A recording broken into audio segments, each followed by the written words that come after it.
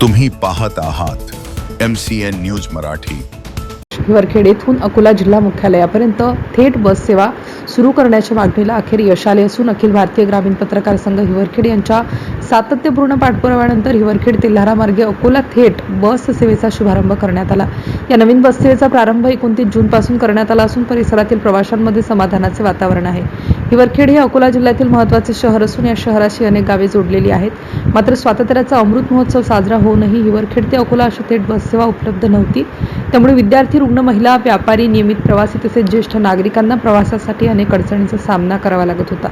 प्रवाशांची ही गैरसोय लक्षात घेऊन अखिल भारतीय ग्रामीण पत्रकार संघ हिवरखेडच्या वतीने तालुकाध्यक्ष अर्जुन किरोडकर यांच्या पुढाकारातून थेट बस सेवा सुरू करण्यासाठी सातत्याने पाठपुरावा करण्यात आला। या मागणीला तेल्हारा आगाराचे प्रमुख मिथुन शर्मा यांनी सकारात्मक प्रतिसाद दिला। तसेच तेल्हारा येथील सामाजिक कार्यकर्ते आनंद राठी यांनीही या उपक्रमात महत्त्वाची भूमिका बजावली। MCN न्यूज मराठीकरिता हिवरखेडवरून बाळासाहेब नेरकर।